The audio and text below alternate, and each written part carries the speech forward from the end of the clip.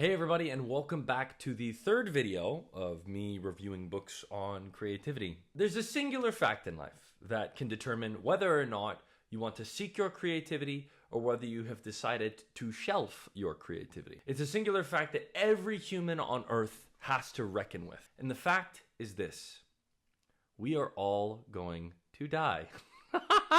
Stick around to the end and I will talk at length as what it means to truly live through our creativity, in spite of what it means to be facing imminent death.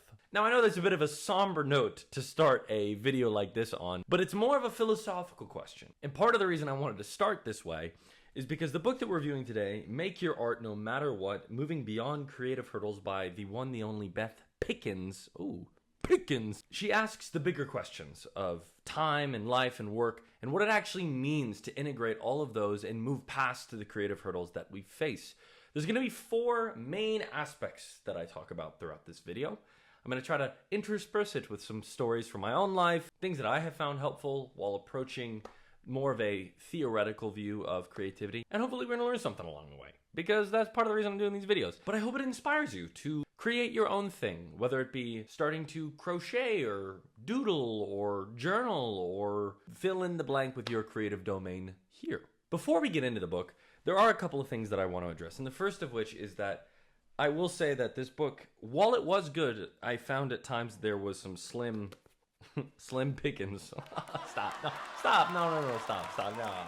Oh gosh, you don't have to do that. I think that's partially just because of her writing style. It's different than what I'm used to, especially when reading other creative books, which in truth I felt like rounded off the other books that I've read that are a bit more direct, if that makes sense. But to start off, as I mentioned, this book addresses more of the philosophical questions of creativity. And the first idea that I want to talk about this evening or morning or afternoon, depending on when you're watching this video, is the concept of time. Now, time to some scholars is illusionary. We kind of pass through it, we have constructed it on our own accord, and yet there's also a reality that we live within time, that as much as we fight against the tug and pull of a time that is passing by, we will never be able to go backwards. We'll never be able to go upstream, which is why I found her reflections on time very helpful in regards to the conversation on creativity. She kind of juxtaposed these two ideas, the first of which is that we have all the time in the world. Maybe when you feel young and playful, you don't really have the constraints of normal adulthood life. You're just running around on the playground and that's life. And on the flip side of that, when we get older, more mature, we tend to say that we have zero time. We have absolutely no time to do anything at all. God forbid our creative endeavors. And she ties this into the overall concept of what it actually means to go through time well. One of the anecdotes she poses, and I love this,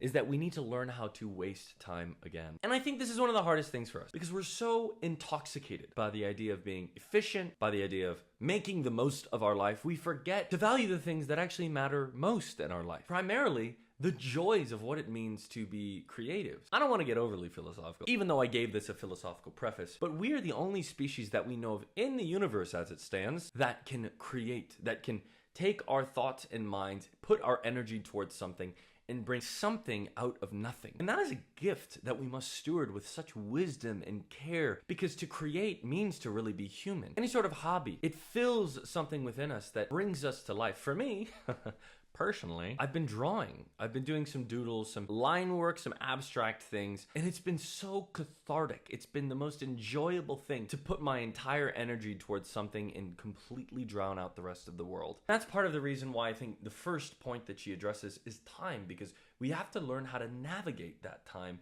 in order to use it well. And in her case, using it well is learning how to waste it in certain ways. And that's the first point, that we are creatures that live inside time, and we have to use that time to the best of our abilities. The second point that I want to address is, look at me getting all casual with you. Jeez Louise, we're getting close, you know what I mean? We're getting serious. The second point I want to address in the book is confronting fear. Now, we talked about fear in previous videos, but fear that is latent within us, that we experience whenever we go to create something that is vulnerable, something that puts ourselves out there. And I remember where fear started for me when it comes to creativity.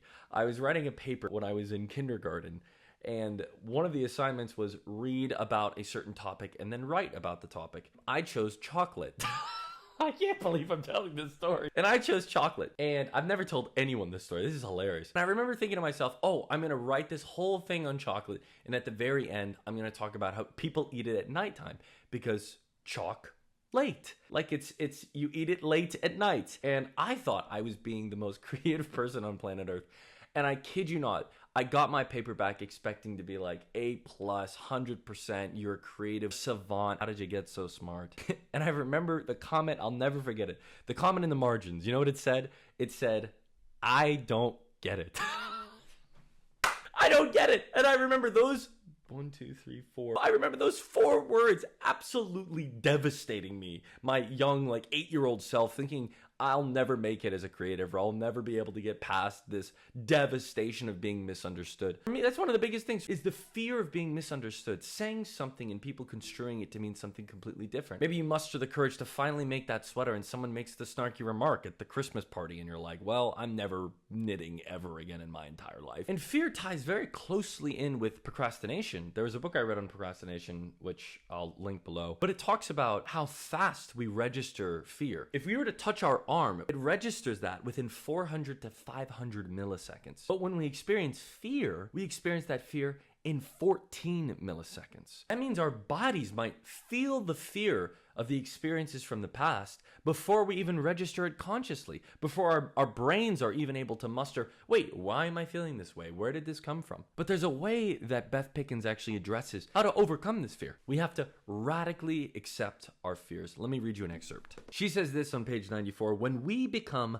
aware of our fears and radically accept them all, we are in a position to make choices about them. Once you've accepted the fears that you have, you're able to change them. So that's the idea she poses on fear. Again, the first point, time and how we pass through it. The second point is radically accepting the fact that we have deep-rooted fears that we need to confront. And the third point is the necessity for isolation and solitude. Now, I'll go toe-to-toe with pretty much the most extroverted person out there, and I'll give them a run for their money. I am rejuvenated by engaging with people, which is part of the reason why, if you make comments on these videos, I love responding to them. I love engaging with humanity. And yet, I'm also hyper aware that if I had a bunch of friends over right now, I wouldn't be able to make this video. As much as I want to, as much as collective creativity is good in some regards, there is also a space that is essential to remove oneself from the group and read a book, journal, draw, write, deliberate through different ideas that you've been chewing on. Those subconscious things that have been rolling around in your head that you haven't given expression to. Once you crystallize those thoughts,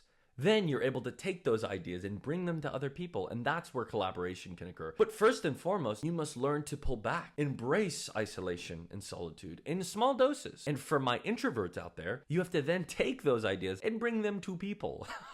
You have to actually engage with others. Because remember, the secret sauce of Austin Kleon, you must make good work and you must share that good work with other people. And since this is more a philosophical reflection this week, let's address something that we all wrestle with, something that inhibits our creativity and makes us so hyper uncomfortable to sit alone in our own thoughts. And that is our phones. Now, I'm not going to labor this point too much because you all know it, but do me a favor. After the video, go to your phone and look at your screen time. And you might think to yourself, well, that's a terrifying thing. Well, you must first recognize your fears. Remember point 3, we just talked about this. And once you've opened up your screen time, look to see what that number says. Maybe it says 2 hours, maybe it says 3, maybe it says 7. But I want you to imagine what your life could look like if you took one of those hours or 2 of those hours and you channeled them towards a creative project. Now, I'm oversimplifying this to the nth degree, but you have to start in small doses. You have to say, okay, I'm not going to be on my phone for this time, and I'm going to sit in the boredom and the discomfort of not knowing what I'm going to do. And then I'm going to let that boredom push me to a creative endeavor that I've been procrastinating on for such a long time. And once you do that,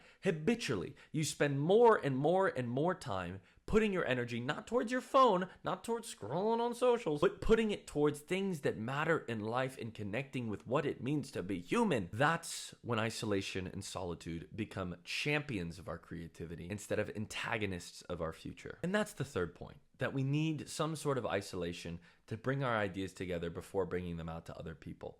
So again, to recap, we're learning to use time well, accept the fears that we have, embrace times of solitude and isolation, and fourth and finally is the idea of grief. Now, this might seem a bit strange at first glance. If you've ever lost a loved one, if you've ever moved cities or got fired from that dream job, you know this feeling extremely well. And maybe you've experienced one or all of those encounters with grief. Or to take it a bit more existential, the grief that One day, every one of us are going to die. There's a grief at how short life is. And that grief can either lead you to despair, or that grief can lead you to a place of recognizing that, well, you better get on with creating. You better get on living that life that you've dreamed of for so many years. I'll give you an example from my life. I once was listening to an audiobook, and it was a memoir of a writer, really famous writer that I had connected with for many, many years, hearing the stories about all the things he put himself to while he was alive. And then it got near the end, how he started to deteriorate and he started to lose his thinking and eventually was not able to write. I started thinking, oh my gosh, am I about to cry? And lo and behold, it gets to the point near the end where he eventually does pass away. And I bawled my eyes out. And you'd think that kind of grief, that kind of sorrow would lead me to a sense of despair. But it made me realize something really profound. And that's that life is incredibly short. I think that's what life's really about, is embracing the fact that we're all going to pass away one day and that we have to use the time that we have. We have to confront the fears that we are facing each and every day. We have to embrace the solitude, the isolation of creativity. And then we have to recognize the grief that life is but a vapor, says Ecclesiastes. And through that vapor, we are to make something of our lives. I hope you enjoyed the video. Feel free to grab Beth Pickens' Make Your Art No Matter What with the link below. Go ahead and watch another one of my videos, which you can find below as well. If you want me to review a book that I haven't quite yet, please feel free to drop a comment. I love reading. I love engaging with new content. Once again, thanks so much for being here. I appreciate you, and I will see you very soon. Bye.